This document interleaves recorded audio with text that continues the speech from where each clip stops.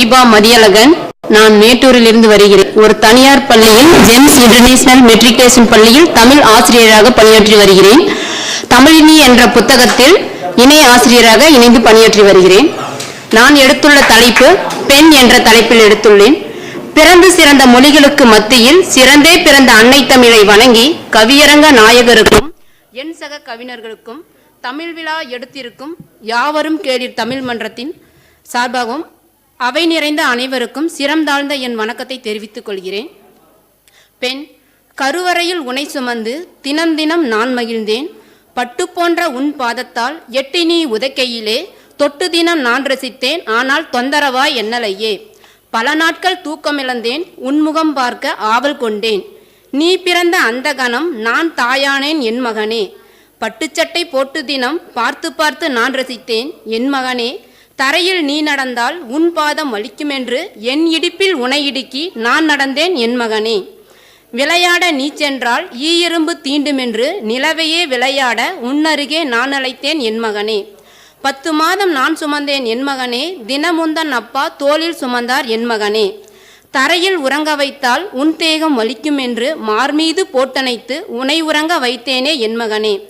அடுப்படிக்கு நீ வந்தால் கண்ணில் புகையடிக்கும் என்றஞ்சி பூச்சாண்டி வருகிறான் என்று பொய் சொன்னேன் என் மகனே. இப்பொழுது உன் முகம் பார்க்க ஆவலாக உள்ளது என் மகனே. ஓடோடி வந்து மெதுவாக கதவை திறந்தாள் அன்னை. மகனின் ஏக்கம், அன்பான என்னம்மா என் அருகே இல்லையே. பசிக்காக ஏங்கினேன், பரிதவித்து காத்திருந்தேன். பார்த்த என் கண்களுக்கு அம்மா உன்முகமும் காணலையே. அன்பான என் மகனே, உன் பசியை யானறிந்தேன் கண்ணே. நீ என்னை நினைத்த அந்த கணம் என் மார்பு சுரந்து காவிரி போல் வழிந்தோடியது என் மகனே. அக்கணமே உன் பசியாற்ற ஓடோடி வந்தேன் என் மகனே. அதை நீ அறியாய் என் மகனே. உன் முகம் பார்த்தே பசி அறிவேன் என் மகனே.